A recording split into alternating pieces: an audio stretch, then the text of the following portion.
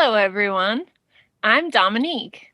And I'm Christina, and we are the Connected in Glass podcast. Every week, we will feature interviews with glass artists who speak to their creative processes and overcoming challenges. These conversations are real and raw. We hope that by sharing these stories, you're able to find some connection and know that you're not alone. We just wanted to take a moment to thank you for listening to our podcast. We're super passionate about this project and work for hours every week to bring you this content. So if you'd like to help support us, please consider becoming a patron at patreon.com/connectedinglass. Also, please consider joining our Facebook group, Connected in Glass Community, where we continue the conversations from these episodes. We'd love to hear from you. Today, we're interviewing Brian Robertshaw. Brian is a small business owner from Brattleboro, Vermont, and is a collector of ancient and antique beads and other cultural artifacts. Hello. Hi. Hi, good afternoon. Thanks for joining us. So we're really excited to have you here. You are our first breakaway from interviewing glass artists, but I think that you have a lot to say within the realm of glass, and we're really excited for you to share your knowledge with us today.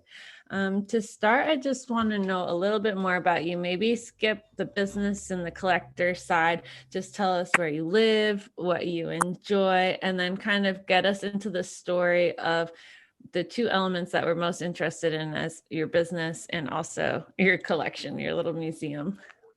Cool. Well, I live, like you said, in Brattleboro. I live in Jamaica, Vermont. My shop is in Brattleboro, Vermont, both in southern Vermont. Been just we're in our 30th year of retail or having our store there. I started it when I was 22, and now my kids pretty much run it, and I can do what I like to do, which is just collect the old beads. And how did you get into the small business ownership at 22 years old? Well, I graduated with a degree from college in media communications. I thought I was going to make MTV videos for rock bands because I was of that age, and quickly decided that that'd be a tough realm to break into, and was disenchanted with television in general by the time I graduated college. I found it was a very powerful medium, and but the mainstream doesn't use it for good stuff. They're always trying to like dish out the, I don't know, heavy drama, trauma, all that kind of stuff. So I'm glad to see you guys are using it for good stuff. So I graduated. My parents sat me down and said, geez, now that we sent you to college for 4 years, you need to use your degree and get a real job. And I panicked a bit. So I said, well, I'm going to take the summer to think about that. And I headed to the beach where I figured it'd be a good summer pastime, and needed to make some money while I was being a beach bum, I guess. This was off the coast of Massachusetts, out on Martha's Vineyard to be exact. And I brought along my shoebox full of beads that I had started collecting when I was 10 years old, with the idea that I'll make some simple bracelets and I can sell them while I'm sitting on my beach blanket. And if anything, it'll buy me dinner at the end of the day. So that worked, and it worked well. But then the autumn came, and, I got sat down again. So what's your plan? What are you going to do? And I said, I'm going to open a bead store. And I had no idea what I was doing. Never took a class in management or small business or anything, but I liked beads, and it seemed like a fun artistic way to at least hang out with a lot of the artists that were around and supply them with elements that they used in their work. That's how I got here. And did you just pick Brattleboro just because that location? Or for the people that don't know Brattleboro, Vermont, you have to go and visit someday because it's like a beautiful downtown main street and you're like right in the center of it, at least in my mind, I think you are. So I think that was a perfect place that just happened to be. Actually, I started on Martha's Vineyard. Both the Vineyard and Brattleboro have large art communities, which kind of attracted me. I was always messing around with various mediums of art, but never really found my niche. So on the Vineyard, I was working with an art cooperative. I started an artist cooperative, had a big empty house right on the main street in Vineyard Haven, and rented studio spaces to my friends. And we all, had a gallery that we would display stuff in. At the time, I was also working a lot with old beads and trying to reproduce older pieces that I'd see in museums or magazines or books, using the materials that were used by the indigenous people back in the day. And I guess out of that came the bead shop. Again, the Vineyard's a seasonal place, so in the fall, everything kind of gets quiet. I didn't have any place to go. All my friends left. So I decided I'd stay there and try to keep doing my bead thing. And one day I had an open studio to drum up some business. I guess this is when the light bulb went off. Folks came in. They liked the finished products, but this was also during the first Bush recession back in 1989. I don't know if anyone out there remembers that, but I do. Anyways, the economy tanked, all the arts kind of tanked, that's an extra expenditure. So nobody was buying big ticket items, and I was trying to drum up business, had the open studio. Folks came, they liked what they saw, but nobody wanted to buy anything big. And I had my tackle boxes full of my materials, my beads in my studio. And one customer said, wow, this giant headdress that you made is really beautiful. I'd like to buy it, but, I don't have that kind of money.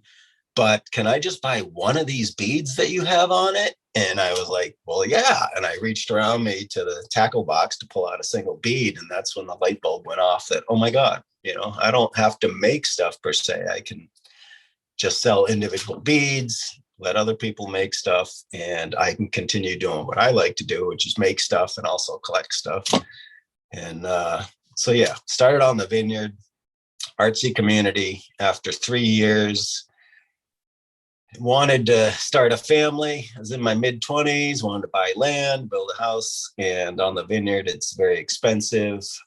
So I looked to bigger horizons. Vermont caught my eye. I grew up just south of the border and ended up finding Brattleboro. Never been there before, but a friend said, you should check out Brattleboro. So I drove up there, found an empty space on Main Street, and I've been there ever since. And can you describe your shop to us as it is today? Sure. We've got about 2,700 square feet, an upstairs, a main street level, I guess, which is about 1,800 square feet, primarily beads, but as we say, it's a bead store and a whole lot more. I've discovered over the years that if you are just dealing in beads, you're probably not going to be around for a long time, because beads are trendy. They go in and out of trends, and if that's all you're dealing with, then eventually the trends are going to fade away and you still got to pay your rent, your bills. So we sell other items as well, craft items, gifts, finished jewelry and things like that. Also rocks and crystals, things. So then we have a downstairs, which we opened up about 6 years ago, that houses the collection, as we call it, which is my collection as well as a few other private collections. of people I know or that I represent. And that's another, I don't know, maybe 700 square feet of just the antique stuff, starting with, vintage mid 1900s, but most things are 100 years to several thousand years old down there. But a good fun shop. Can you tell us what's the oldest piece of glass that you have in your downstairs space? And tell us the story of them. Sure. So let's see. We've got some early faience beads. It's kind of the predecessor of glass. It's a low fired glass, so to say, as I refer to it. It's silica dioxide, so sand, I guess, mostly quartz sand mixed with sometimes minerals. Often they used barium back in the day, which is kind of related to lead. And I believe it also gave it the blue color that it's often seen as. And then some kind of liquid. I've read that they would use spit or other things like that. And it started off as kind of a glaze for pottery.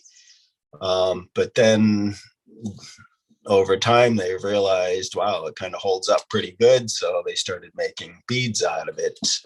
And that's an early type of glass. I have a good amount of those on display from the last millennium BCs. True glass kind of got formed out of there just with higher firing temperatures. For potters out there, it's kind of similar to, say, terracotta pottery versus porcelain. A lot of it has to do with the flame and the heat, I guess. And where do you collect pieces like that? Do you find them online, or is there some kind of like conventions that you go to or something? Yeah, it's a niche hobby. I don't know, how many bead collectors do you know? There's not a lot of people who collect old beads. People might gather them to make stuff out of them, but just to collect them, to look at them and hold them and display them is kind of a different thing. I don't make much stuff anymore. I just like have them surround me and they're like pets. Where do I find them? There are conventions for old bead collectors. Like I said, it's a niche hobby. So there's definitely groups out there for the people who like to collect and trade. But believe it or not, a lot of the old beads that I've found over the last 30 years or so have been in yard sales, flea markets, thrift stores, estate sales. For the longest time, I think old beads were rather ignored or nobody really knew much about them. And they have a long shelf life. Glass, when it's dense and small, lasts a long time. And so there's thousands and thousands of beads that have been made over the centuries, and they just kind of keep getting upcycled. And if you go to thrift stores and you look at their jewelry, often, if you know what to look for, you'll find some old glass beads mixed in. Your downstairs space, do you have to worry about it being like temperature controlled? Or I'm sure you have to have extra insurance for your collection, right? How much do you have to worry about the care and upkeep of your collection? Good question. I probably should do more as far as temperature control. I know when I've dealt with some museums or some really high-end collectors, they always have their fancy white gloves and, everything's wrapped. I don't know. My whole hobby was just born out of being a kid, finding something old. And, when you're finding things in thrift stores and yard sales, you don't think of it as something that needs to be preserved. But I've definitely experienced glass cracking and breaking because of temperatures, be it too cold, or in one case, I had stuff in a display case that had some really warm lights I discovered that were in the case, and they heated up the case enough that it cracked some 300 AD Cambodian glass beads that I had. But live and learn. Did you cry, or can you brush it off? I had to brush it off. It cracked like 2 out of 10. So I still have a few, but yeah, I learned. Now I keep the doors open a little bit in the case so it doesn't heat up so much in there. Can we go back a little bit to like your small business side, like the upstairs? It's amazing to have a whole career as a small business owner and to survive, and you're smiling and you're even able to pass it on to your family. But can you tell us a little bit about the challenges that have come with that? Like retail life in general, I know from experience can be quite terrible. Or do you find that your customers coming in are relatively thoughtful because of the way that you run your store? Yeah, I think I think the number one thing I probably got out of college in my career choice of media communications was public relations. And I've discovered that if you spend a lot of time kind of talking to people, listening to people, meeting people, and, kind of, it's like you hear the word shop therapy. A lot of people come in just for that physical interaction. And so you got to be good at, listening and talking and just small talk. Some people have it, some people don't. And I find that if you can be friendly and personable and treat people the way you would want to be treated if you walked into a shop or something, then chances are they'll be back. You also have to be fair. Pricing and display is a good part. Location is super important with a shop. I've seen shops in my town that were, to me, just as exciting as a shop that I'd want to have, but they were on a side street. And it's literally, if you're off the beaten track, even just by a stone's throw, it's a lot harder to get people to come there. You kind of just have to make it as simple as possible for folks. So be in a high traffic area, keep the door open, make it user friendly for anyone that walks through your door. Try not to establish niches or cliques. I don't know. You've probably been in shops where you walk in and everybody working there is kind of in their own little group chatting away, and they just look at you and keep chatting, and you feel like an outsider. That's horrible. Nobody wants to shop in a place like that unless you're one of the clique or something like that. And do you mostly do all of your advertising just because you're in such a centralized location? I know that you are really good at social media, but do you find that it's mostly location, or do you do paid advertising or? Yeah, a lot of paid advertising. That was another thing I guess I learned in school, advertising. At first, I didn't pay much attention to it, but I realized the more your name is out there and the more, people see it and hear it and speak it, the more it becomes just common language in a community. So, if you can, one of the best ways is just branding your own stuff, your bags, your boxes, anything, tags on your stuff. If it says your name or your brand and it keeps getting out there, people see it, even when it walks out the door of your shop. Picking some good advertising places where you think you might be reaching the people that would be interested in your products. The internet's an important one that I really didn't jump into until about 5 years ago, but I've discovered that it's a pretty powerful medium, and I've got, anybody who's on the internet, as you know, you've got a worldwide audience. So it's not like I'm advertising in the Southern Vermont region or New England. It's like you put something out there and you can have somebody in Siberia looking at it. So it's pretty amazing. Do you sell any of your high-end stuff, or do you mostly just collect it and keep it? I have to sell some to keep collecting. But yeah, I've got too much. And I try not to look at it as it's mine. I don't try to get that Gollum thing going, although, everybody has that and you get attached to things. But the way I look at the beads and stuff is, they were made by people sometimes thousands of years ago. And they've traveled around the world from hand to hand. They've had different life experiences. Somebody might have had them for their entire life. And when they passed on, then somebody else got them. And they just keep circulating. And now they're in my hands. So who am I to say this is mine and it ends here? When I'm gone, they're going to keep going. They're going to outlive me. So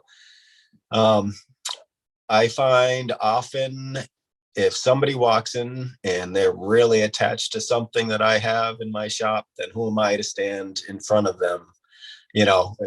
As long as I can sell it for a reasonable price that I paid for it, maybe make a little profit to help pay for the space and keep the collecting going, then that's good. But people have personal connections with old objects and beads in general. So I think, you got to keep the flow going. It's the only way to keep life moving. How has COVID affected your business? Good question. I would say a year ago, right about now, we had just reopened. It was May 18th that the governor of Vermont said that small businesses could reopen with limited, clients and the distancing and the masks and everything. So we did. A lot of businesses didn't reopen right off the bat, but we did.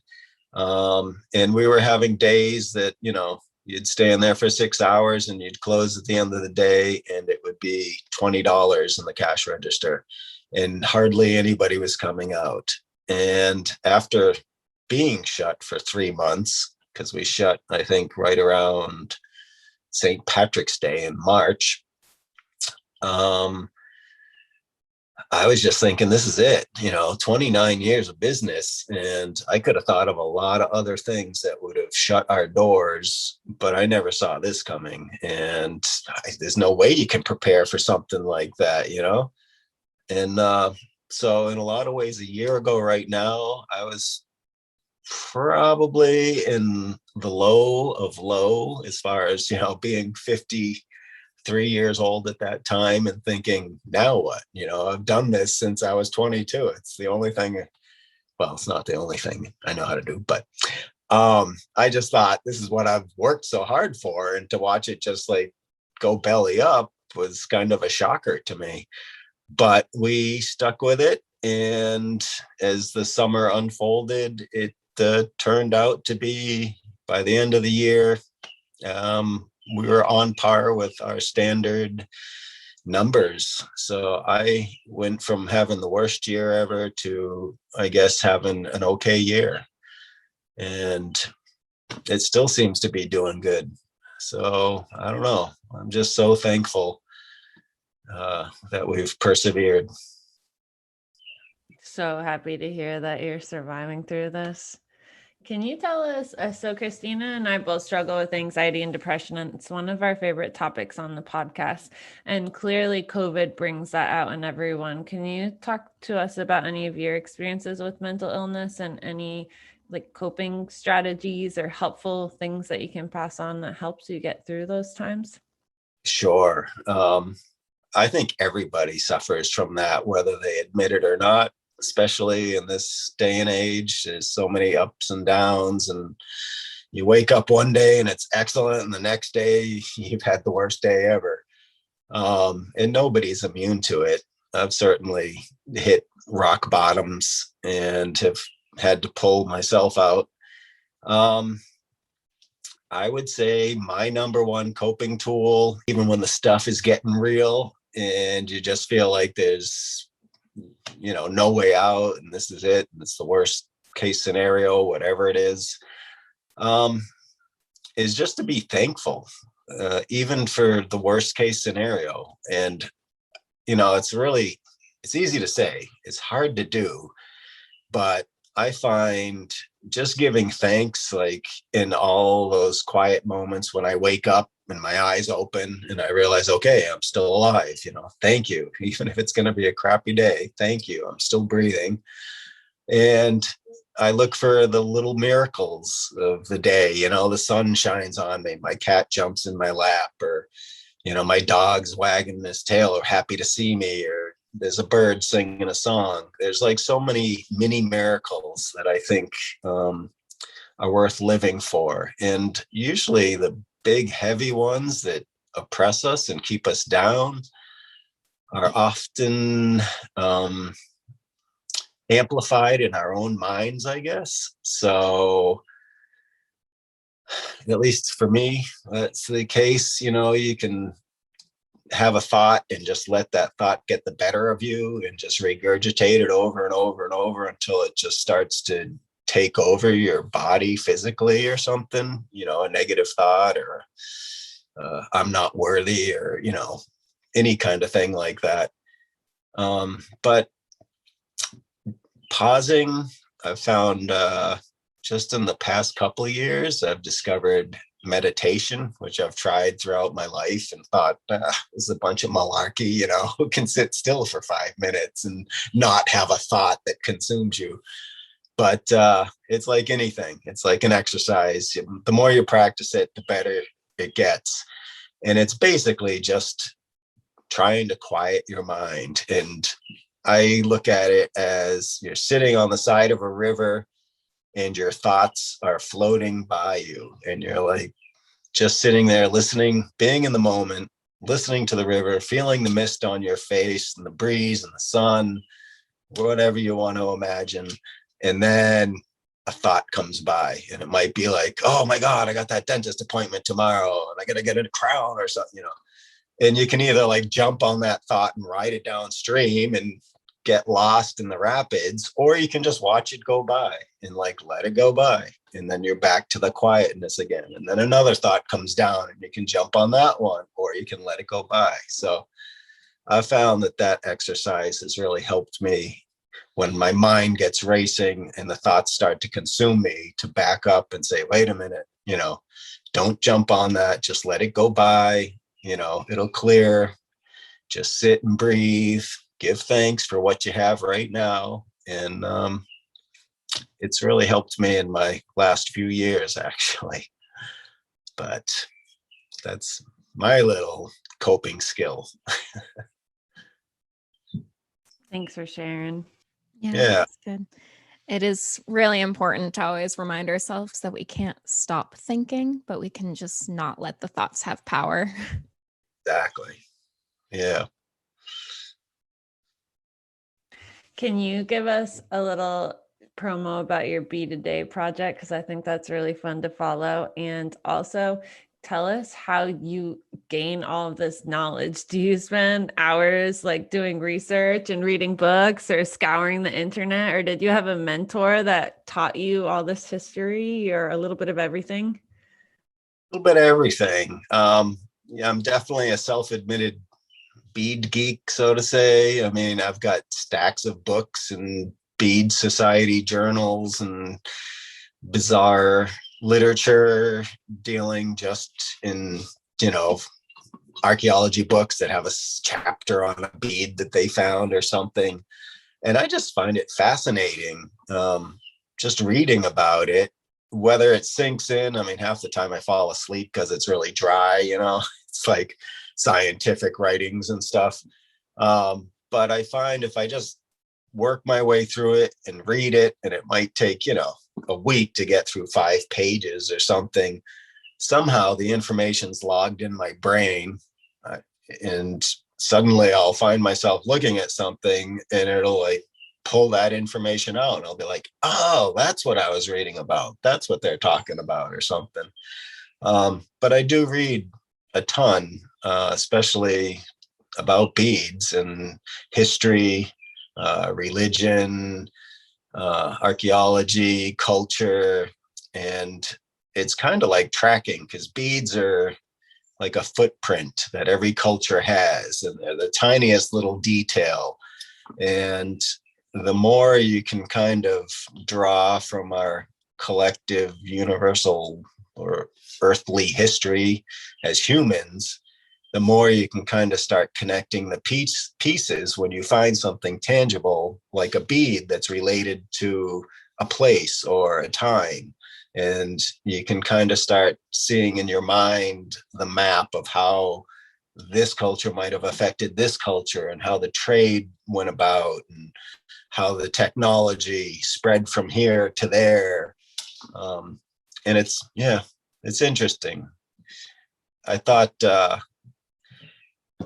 when I was about 40 years old, so maybe 15 years ago, I had been doing my bead business for quite a while, and I hit a wall, and I thought, God, is this what life is about? Hawking beads to people, and just, it seemed so pointless to me, just being the retail guy, buy it for $1, sell it for $1.50 or whatever. It's like, it felt empty. And so I had to step back and look at the roots of what I got into beads for, which was the history aspect. And so I again dug up some of my old paperwork and found a definition of bead.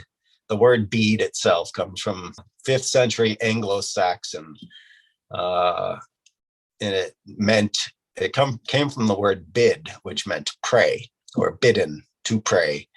And I thought, that's pretty cool. Here I am just thinking I'm just hawking beads to people, but in a sense, everybody who comes in here is walking out with a little prayer in their hand. So if I can just keep thinking good thoughts and putting good energy into these things, then I'm sending positive prayers out into the world every day. And that helped me through that dark time of being just in retail.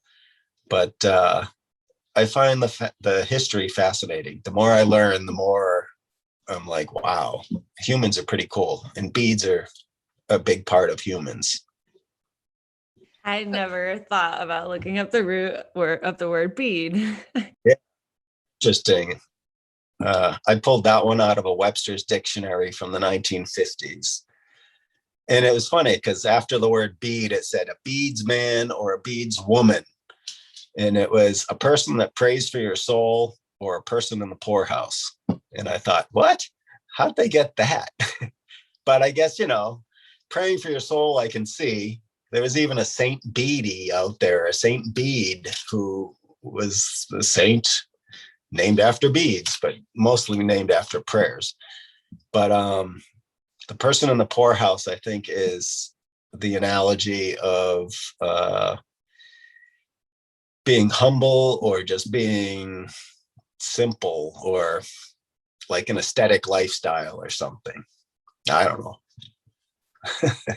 And I don't think I've got Christina on your social media yet. And for anyone that's listening, you've only been doing it for 5 years or so, you said, but you do really well at it. And so you take pictures of different pieces of your collection, and then you tell like the history and the story of it, call it a bead a day. And I love following it, and I always try to make sure to share it as well. So if you're listening, follow him on Instagram. I think it's Beadniks Vermont, right? Or Beadniks VT.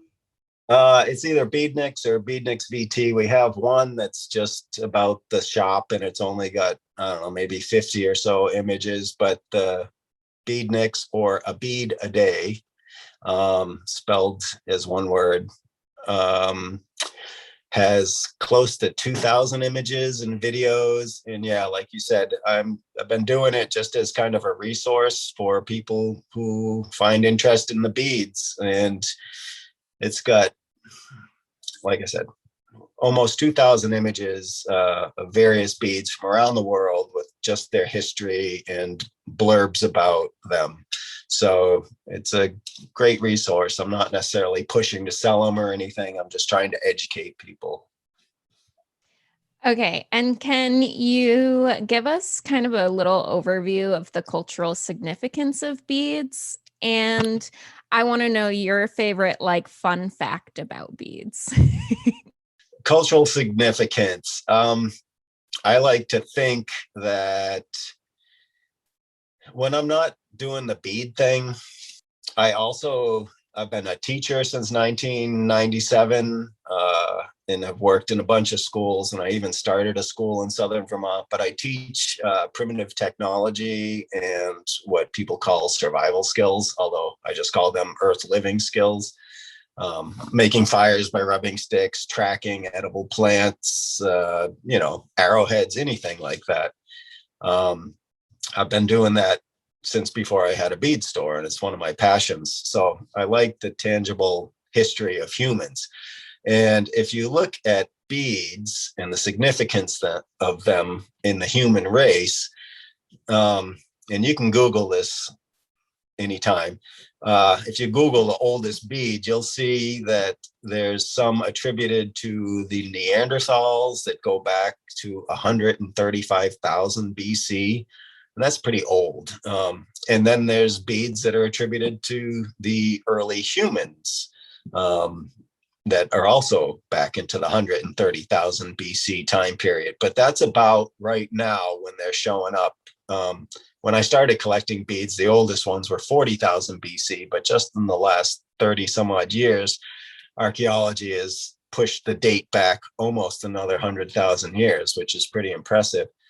But what's interesting about it is we went from, we were hunter-gatherer, nomadic people at that point, very small groups, not super populated, definitely not the top of the food chain by any means. In fact, we were fighting for survival and just day-to-day existence with other hominids and with everything else that was out there.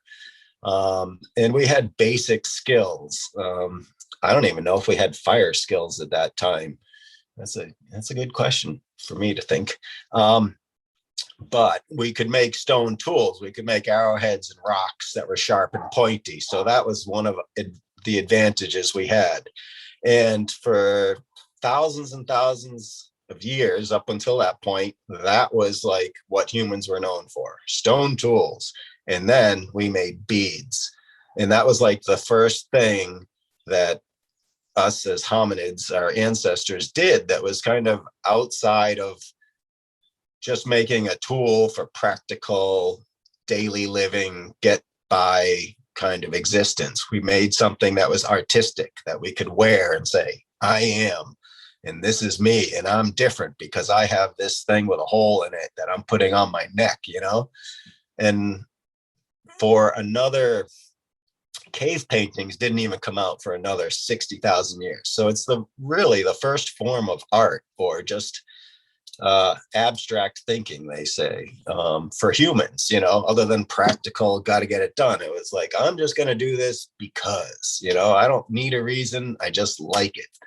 And I think that's the connection that beads have for everybody. Everybody knows what a bead is or has had an interaction, whether they like them or not.